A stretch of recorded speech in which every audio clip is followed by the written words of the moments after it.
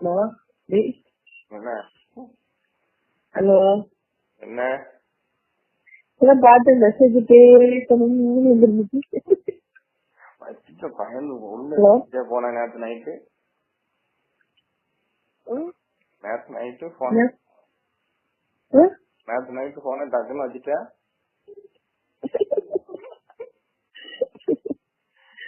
உனக்கு தெரியுமா ஒரு விஷயம், அந்த நல்ல ஃபுல் மப்பு அடிச்சு வரந்து பயன் வச்ச மாதிரி அடிச்சு ஓடியே போயிட்டேன். அது வேற நான் எதையாவது மட்டும் வளர்ந்து வச்சுட்டேன். ஹலோ ஹலோ சொல்லு. இது டெல்லி பேர்ல என்ன பண்றது, நேற்று ஃப்ரெண்ட்ஸோட சேர்ந்து அடிச்சேன். உடனே ஒரு ஞாபகம் வந்துச்சு, சரி ஒரு போன போட்டேன் வச்சுட்டேன்.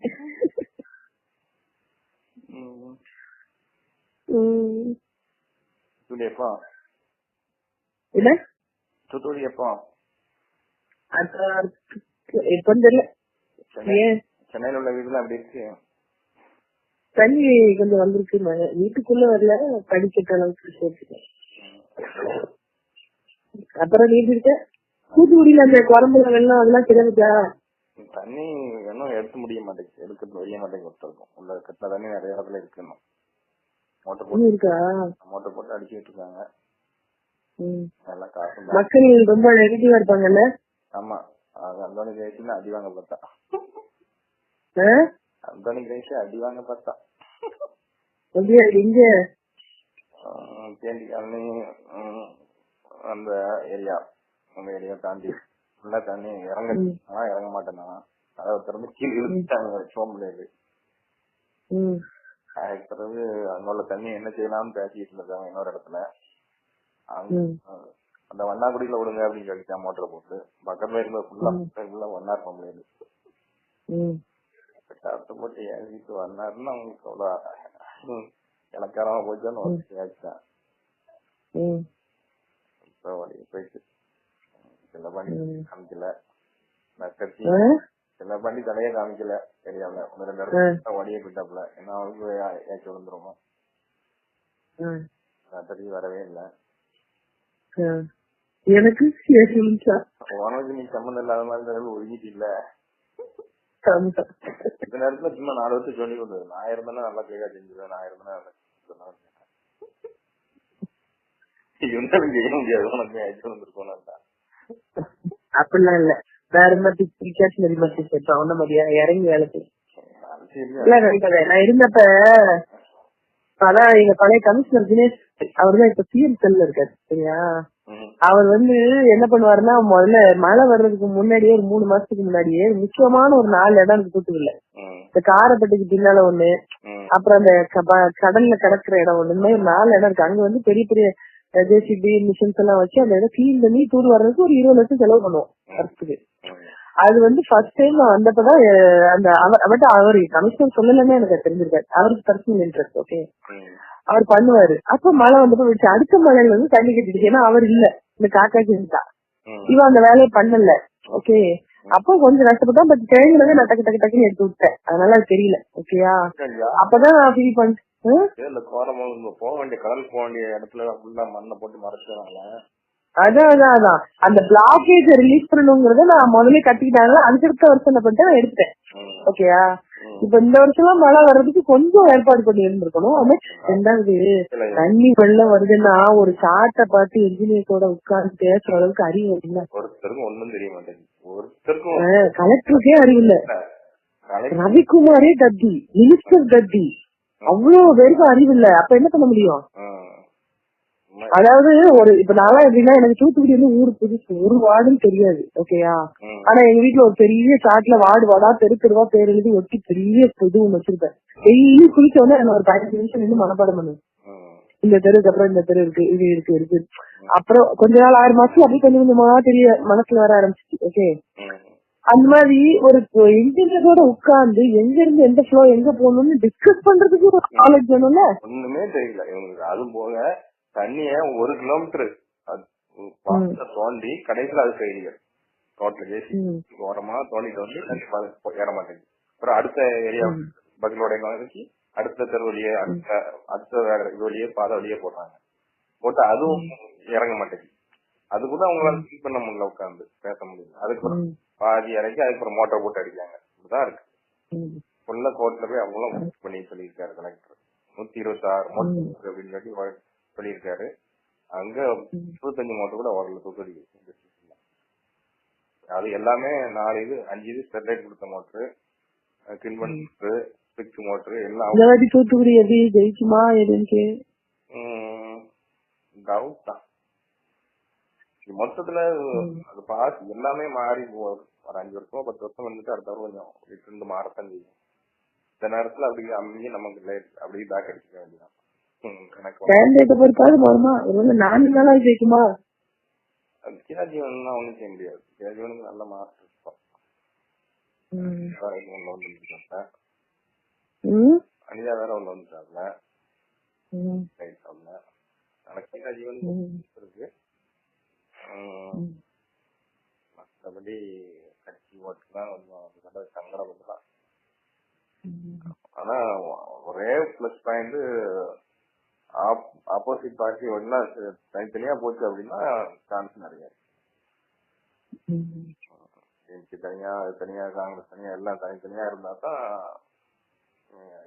சான்ஸ் அதிகமா இருக்கு. அந்த மாதிரிதான் தயாரிச்சு. மற்றபடி இதுவும் கடைசி நேரத்துல பார்த்து இப்படி ஒரு பேரு. அதனால கொஞ்சம் நம்ம அவசரப்பட்டு செலவழிச்சு அதெல்லாம் யோசிக்க நான் யோசிக்கிறது அப்படிதான். நம்ம அவசரப்பட்டு இந்த கருத்து கடைசியில செய்யறாங்க.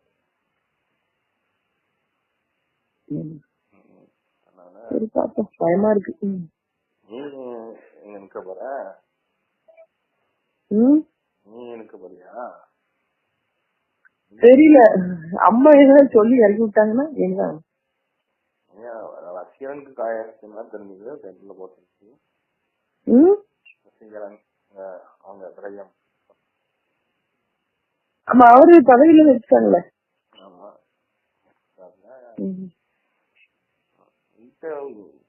உள்ளேதான் அவ்வளவு ஏழு மாதிரி இருக்கு. உள்ள ஏடிஎம்கேல கவுன்சிலரே 4 குரூப்பா இருந்த மாதிரி இருக்காங்க. 4 பேரு கேட்க மாட்டீங்க. வீட்டுக்குள்ள இருக்கனால நினைக்கிறேன். சரி வா வா சரி பேசுவோம். இப்பதான் வந்தேன், உங்க எஸ்எம்எஸ் பார்த்தோன்னே உன்ட்டு கூப்பிட்டேன். இப்பதான் பார்லிமெண்ட் வேற வந்து இந்த வீட்டுக்கு போல. எங்க அண்ணன் வேற இன்னைக்கு வரேன்னு சொன்னா, இங்கதான் இருக்கான். ஒரு கான்ஃபரன்ஸ்க்காக வந்திருந்தான். சாப்பாடு வேற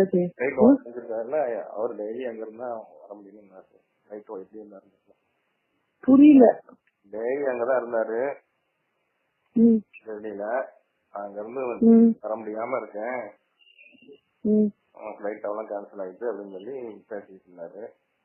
நீங்களும் எப்ப வர போறீங்க? 6ஆம் தேதிக்கு அப்புறம் தான் ஃபிளைட் வருது, 2-3 நாள் ஓடாது. எப்படி வரும்? உங்க அண்ணன் வந்தா எங்கடக்கார தெரியல, பாவம் சோறாவது கொடுத்துடலாம். உங்க அண்ணன் அங்க இவனுக்கு ஒரு கான்ஃபரன்ஸ் ஒண்ணு, இன்டர்நேஷனல் கான்ஃபரன்ஸ். அதுக்காண்டி அங்க வர முடியும். ஃபிளைட் ஒண்ணும் அதுல கேன்சல் ஆயிருக்கு சென்னை ஏர்போர்ட்ல இருந்து. இல்ல அவன் சென்னை போல, அவன் எங்க வீட்டுக்கு வரான். டெல்லியில தானே இருக்கேன். டெல்லி வரேன். நீ நைட் சாப்பிட வரேன்னா சரி குக் பண்ணணும், வேலை செய்யற பொண்ணோட சரி அதுங்க பண்ண நல்லா இருக்காது. அவன் ஆபீஸ்ல இருந்தாலும் 2 பேரும் குத்தி தருவேன்னு சொன்னா செய்யணும். நான் நல்லா குக் பண்ணுவேன்டா, நல்லா பிரியாணி பண்ணுவேன். நல்ல எனக்கு வெஜிடேரியன் தான் கொஞ்சம் சரியா வராது.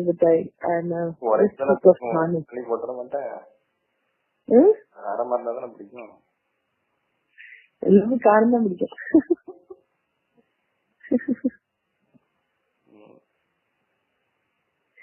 சரி சரிடா, சரிடா, உடம்பு நல்லா பாத்துக்கோ. போன் பண்றேன். சரி, சூழ்நில ஒரு பொண்ணு எனக்கு கவுன்சிலருக்கு வாங்கிட்டாங்கன்னு கேட்டுக்கிட்டு இருக்கு. ஏற்பாடு பண்ணலாமா? 8வது வார்டுல. எந்த ஏரியா? அது என்னது, தொட்டைந்தோப்பு எங்க இருக்கு? சாரி, பிரமாதம். தொட்டைந்தோப்பு அந்த அந்தோனியார் பிரமாதத்துல. வேற ஏரியாவா? மாநகராட்சிக்கு இல்லையா? மாநகராட்சி லிமிட் தான். அந்தோனியார் புராணம் எங்க இருக்குது? சரவணா ரோட் இருக்குல்ல, ஆமா. அதுல வரும். எந்த வார்டு இப்ப யாரு கவுன்சிலர்? டிஎம்கே கவுன்சிலர் இருக்கும். அந்தோனி அப்படியா? ஆனந்த்குமார் யார் இருக்காங்களா அதுல? ஆனந்தகுமார். ஆமா, டிஎம்கே தான். ஆனந்தகுமார் நம்ம இல்ல டிஎம்கே. அது எங்க வார்டு இல்ல. ஆமா, டிஎம்கேல யாரும் அப்படி இருக்காங்களா தெரியல, இருப்பாங்கன்னு நினைக்கிறேன். ஏதோ ஆனந்த சம்திங் ஒரு பேர் இருக்கு. பரவாயில்ல. அது வந்து பதவியில எதுவும் இருக்காங்களா? கட்சி பதவியில இல்ல, ஒண்ணுமே இல்ல. இன்ட்ரெஸ்ட். அப்ப கட்சி பதவி முதல்ல உறுப்பினர் கார்டு எல்லாம் வாங்கி வச்சு மகளிர் அணி எல்லாரும் போஸ்டிங் வாங்கிட்டு அதுக்கப்புறமா தான் எப்படி பார்த்து வாங்கலாம்? யார பார்த்து வாங்கலாம்? உறுப்பினர் கார்டு வாங்கணும் முதல்ல. இப்ப பார்ட்டி ஏடிஎம்கே ஆபீஸ் இருக்குல்ல, அங்க வாங்கணும். அது வேணா கூட நான் ட்ரை பண்ணி கொடுக்குறேன், ஒன்னும் பிரச்சனை இல்லை. அங்க வந்ததுக்கப்புறம் அப்புறம் ஏதாவது போஸ்டிங் வாங்குறது வந்து நம்ம இந்த மகளிர் அணியில நான் இருக்கேன்ல, அப்ப அம்மாட்ட கேட்டு இல்ல அவங்களுக்கு வருவேன். அப்ப ஆர்வமா இருக்கிற பிள்ளைங்க எல்லாம் போஸ்டிங் போடுவேன். அப்ப இதையும் சேர்த்து வீட்டுல பண்ணணும். சரியா? அப்புறம் தம்பிக்கு இன்னைக்கு மினிஸ்டர்கிட்ட கேட்டேன். என் பக்கத்துலதான் இருப்பாரு. அவர்கிட்ட கேட்டேன், இந்த மாதிரி என்னோட க்ளோஸ் ரிலேட்டிவ் அவங்களுக்கு வந்து இந்த மாதிரி நோட்டரி பப்ளிக் கேக்குறாங்க அப்படின்னு சொல்லி. ஒவ்வொரு ஸ்டேட்டா நம்ம முடிச்சு வரோம். தமிழ்நாடு முடிச்சுட்டு 5 மாசம் 6 மாசம் ஆச்சு. தமிழ்நாடு முடிச்சுட்டு இப்ப ராஜஸ்தான் வந்துட்டோம். அதுக்கு வந்து இன்டர்வியூ கார்டு வரும். அடுத்த ரவுண்ட் வரும்போது ஐ வில் ஹெல்ப் யூ. அந்த இன்டர்வியூ கார்டு நீங்க any time you give it to me, I will do that அப்படின்னு சொல்லிட்டேன். சரியா? சொல்லிட்டேன் அவன்கிட்ட. இன்டர்வியூ கார்டு மினிஸ்டர் சொன்னாதான் வருமா அப்படிங்கிறான். அப்படிலாம் இல்ல, அந்த ரவுண்ட் எடுத்து வரும்போது அவர் பண்ண முடியும்னு சொல்லிட்டாரு. சரியா? டைரக்டா ஏன்னா அவருக்கு என்ன ரொம்ப பிடிக்கும், அதனால எப்படியாவது ஹெல்ப் பண்ணணும் திருப்பி என்கிட்ட வந்து சொல்லிட்டு போனாரு. இன்டர்வியூ கார்டுல next time when we come I will do that. கொஞ்சம் முன்னாடி சொல்லிருக்கலாமே அப்படின்னு சொல்லிட்டு